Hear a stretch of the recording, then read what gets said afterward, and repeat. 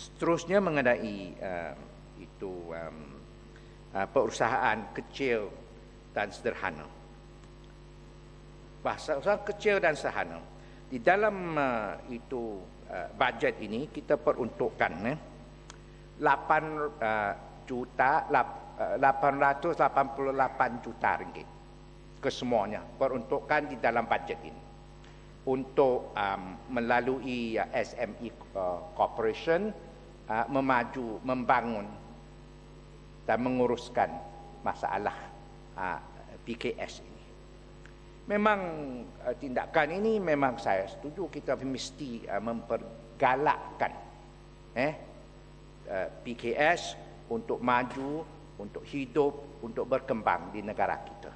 Walau bagaimanapun, saya ada nampak peruntukan untuk itu pinjaman dan juga untuk grant. Sama ada melalui SME ataupun melalui bank negara. Kerana bank negara ada 6 jenis tanah untuk pinjaman dan grant. Nah, dan ada melalui SME itu ada 76 bentuk jenis pinjaman dan grant. Jumlahnya ada 22.2 bilion ringgit. Saya 2 hari yang lepas ada menanya beratusan PKS di kawasan Kepong misalnya. Sama ada mereka ada mendapat manfaat daripada itu dana-dana ini.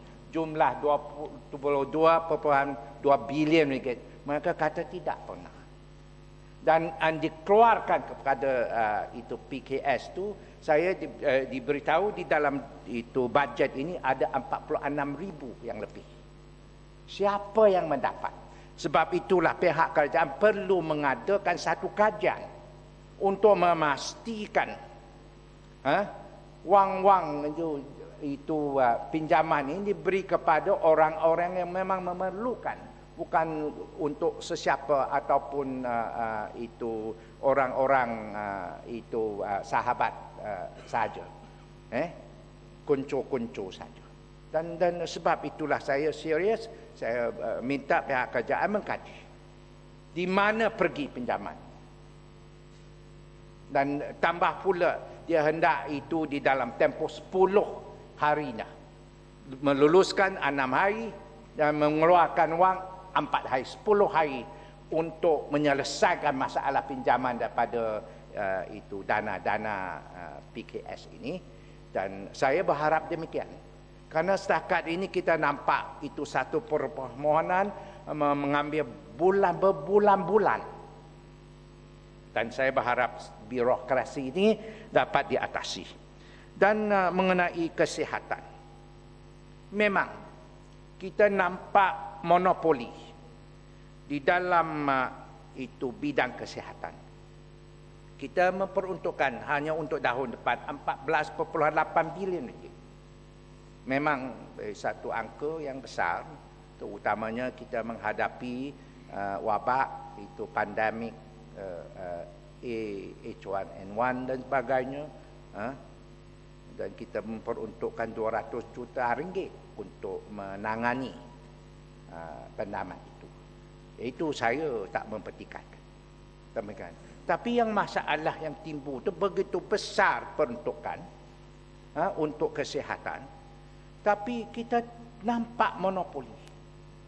Misalnya Homaima untuk memeriksa itu pembantu-pembantu rumah. Itu satu monopoli 15 tahun. Begitu juga dengan UEM dan anak syarikat subsidiary-subsidiarynya. Misalnya Pharma Niaga untuk membekal kepada stor kerajaan 75% stor tu ubat dan sebagainya di monopoli 15 tahun oleh Pharma Niaga. Tapi kos untuk ubat 3 kali ganda berbanding dengan kos biasa. Ini satu ketirisan juga. Dan saya tak boleh setujulah kalau kita ada monopoli ini, dan pihak kerajaan mesti mengkaji. Kita tak boleh membenarkan monopoli. Karena tanggungan rakyat akan bertambah. Akan bertambah. Dan seterusnya mengenai itu vaksin. Karena kita ada 200 juta ringgit untuk menangani wabak sejak 2006 lagi. Dan dengan ini saya berharaplah kita dapat menangani kerana ada itu gejala bahawa pandemik ini sudah meningkat. Meningkat di Amerika Syarikat, di negara China, di Rusia sudah meningkat. Dan di Malaysia kita akan itu terus mengalami masalah yang serupa. Yang serupa. Dan setakat ini kita ada menempah 400,000 dos vaksin H1N1. Dan yang sampai di sini sekarang saya diberitahu 78,000 untuk barisan depan. Untuk barisan depan. Dan saya berharap di dalam memberi kepada barisan depan ini kita mesti adil. Adil kerana kita hendak memberi kepada orang-orang yang layak saja. Orang-orang yang layak saja. Dan ini perlu dibuat.